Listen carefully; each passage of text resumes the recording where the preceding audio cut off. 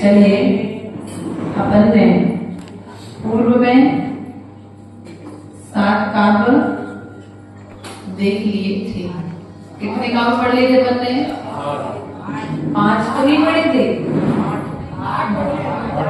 एक ही दिन की क्लास का गैप हुआ है। कितने हो गए थे? कितने हो गए थे? 8 काव्य हो चुके थे। चलिए 9वें काव्य की राज्यपद बढ़ते हैं। जिनवाणी में खोल लीजिए काव्य नंबर 9। मुच्यन्त इव मुच्यन्त इव मनुजः सहसा जिनेन्द्र रौद्रै उपद्रव 27 त्वयि विवीक्षितेऽपि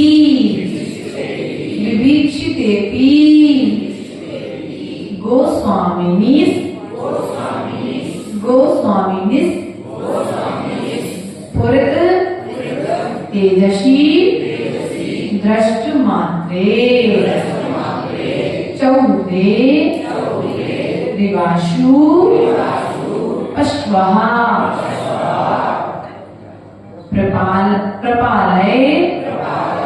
प्रपालय माने मुच्यन्ते एव मनु प्रपलाय माने। अर्थात क्या होता है? पेपर विकसित करके पढ़ाते ना थोड़ा सा उसमें विस्तार होता है, लेकिन जब लय से पढ़ते तो वो सब व्यवस्थित बैठ जाते हैं। मुच्यन्ते एव मनुजा सहसा जिनेन्द्र रौद्रै उपद्रव 27 त्वयि विवीक्षितेऽपि गोस्वामिनीः स्फुरति तेजसि दृष्टिमात्रे चौदे दिवाशु पश्चिमा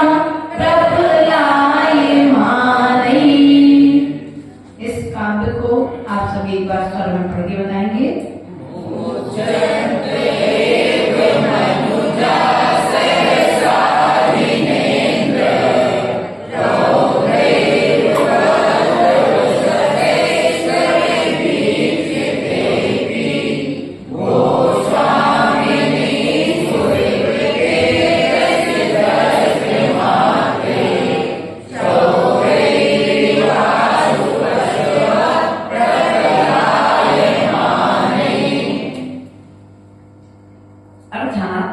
यहाँ पर आचार्य भगवंत कुमुद चंद्र स्वामी कहते हैं मुच्यन्त छोड़ दिए जाते हैं।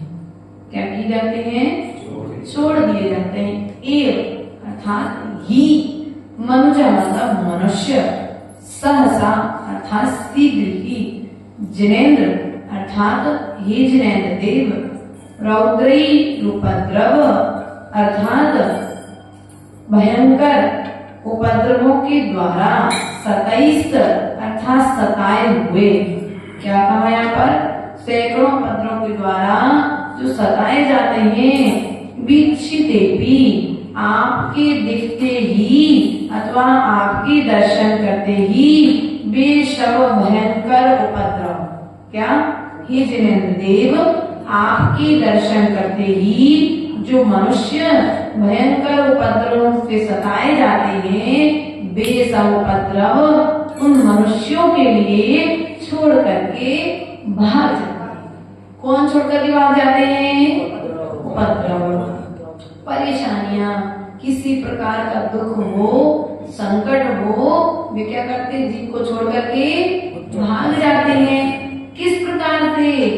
गोस्वामी स्फुरत तेजसि दृष्टि मात्र, जैसे गो अर्थात गाय, गो अर्थात गाय, स्वामी अर्थात जिस प्रकार से गाय का स्वामी दिखते ही, दृष्टिपात होते ही क्या होता है, चौरे निवास पशुवः प्रपलायमाने, अर्थात गाय को जो चोर हैं, जो गाय को चुरा करके लेकर के जा रहे होते हैं, वे क्या करते हैं, गाय को वहीं पर छोड़ करके भाग जाते हैं। जिस प्रकार से गौपालक को देख करके गौ चराने वाले चोर गाय को वहीं पर छोड़ करके भाग जाते हैं, उसी प्रकार से आपके दर्शन मात्र से जो हमारे अशुभ कर्म, पाप कर्म, उपद्रव जो जीव के जीवन में आते हैं, जो उपद्रव भी इस जीव को छोड़ करके भाग जाते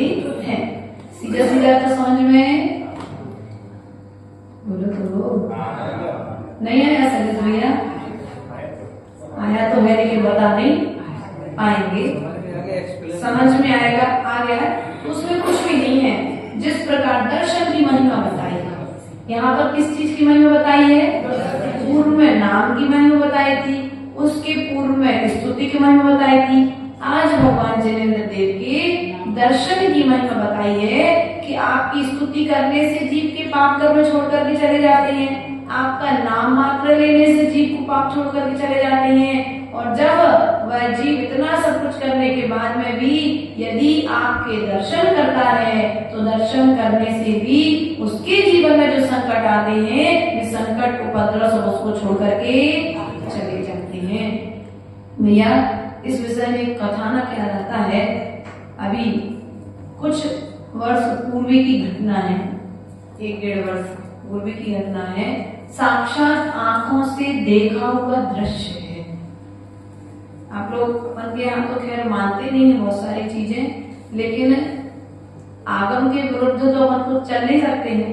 तो भवनवासी और व्यंतर देव जो होते हैं वो पंचम काल में भी आते ही हैं और उनके रहने के स्थान भी फिक्स हैं, आते जाते रहते, परिभ्रमण चलता रहता है।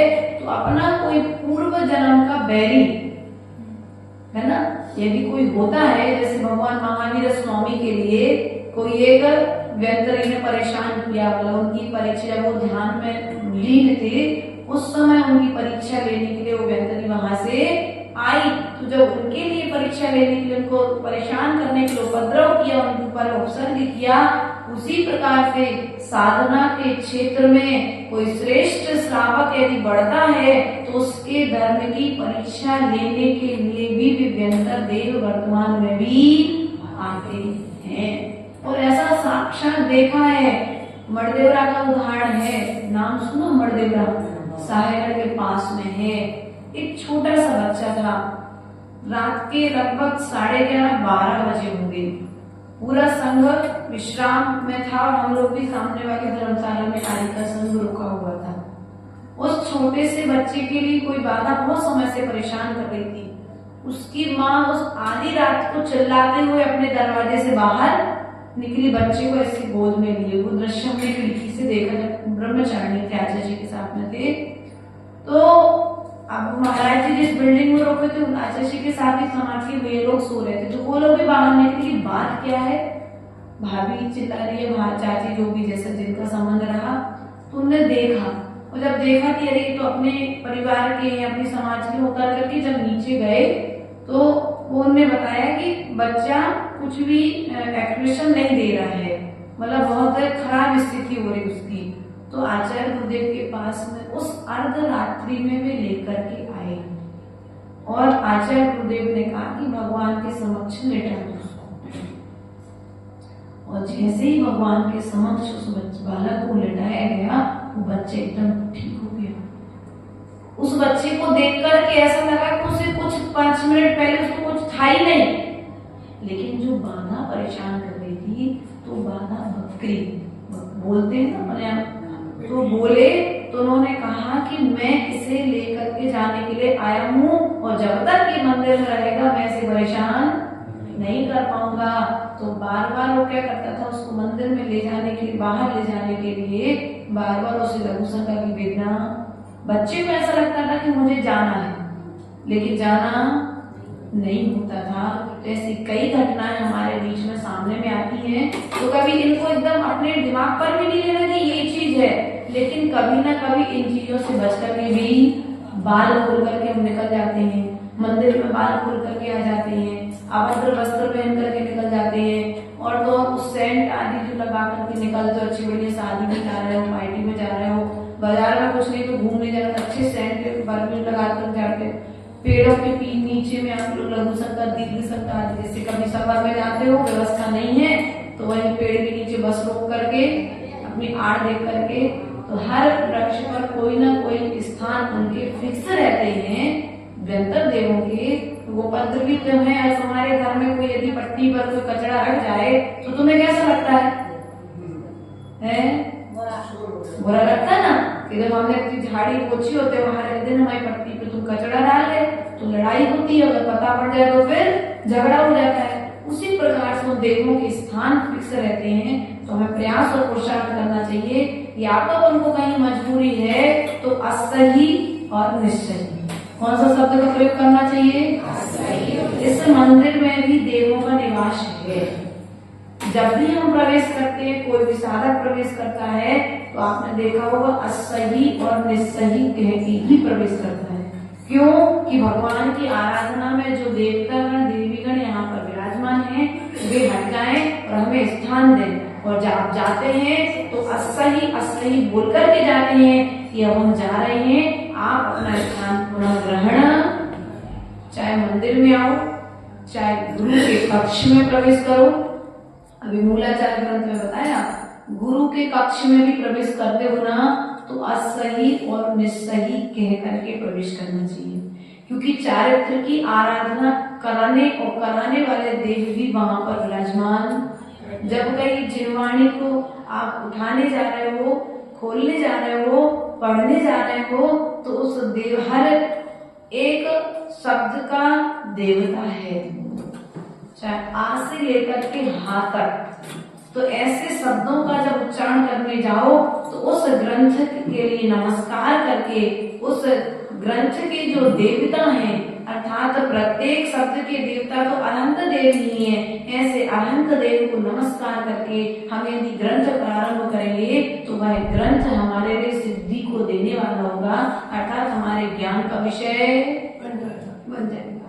इसलिए हमें ध्यान रखना चाहिए।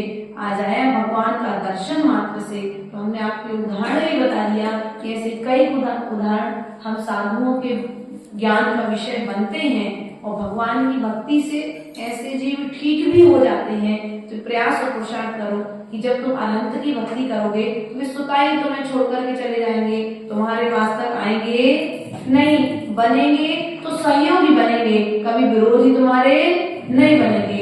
इसलिए प्रयास करना चाहिए कि कहीं पर भी किसी भी स्थान पर हम विचरण करें, वहां पर हम असही और निश्चयी बोल करके ही प्रवेश करें। लघु संकर दीर्घ संकर यदि अन्यत्र कहीं स्थानों पर जाते हैं तो असही निश्चयी बोल करके हमें प्रवेश करना चाहिए।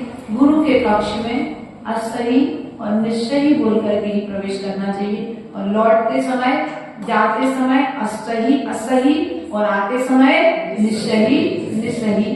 इन बातों का यदि ध्यान रखोगे तो कभी तुम्हारे जीवन में अशुभ घटनाएं नहीं होंगी। पाप कर्म हृदय से यदि आएगा भी कोई पाप कर्म तीव्र हृदय में, तो वो तीव्र पाप कर्म का उदय भी, जैसे बादीराज स्वामी ने भक्ति के बल से, भैया बादीराज स्वामी ने भक्ति के बल से एक ही महाविस्तृत का पाठ करके, जाप करके अपने शरीर के कुष्ठ रोग को ठीक कर लिया था। कुमुदचंद्र स्वामी ने भक्ति के बल से 48 तालों को टूट गए थे, तोड़ा नहीं था, टूट गए थे। उसी प्रकार से हमें ध्यान रखना है।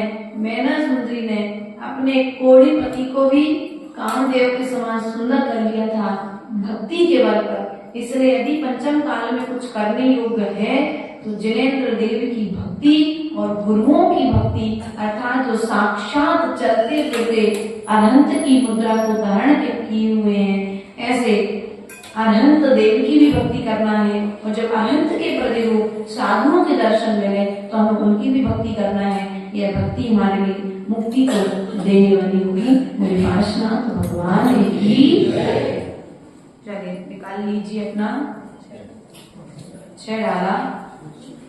आज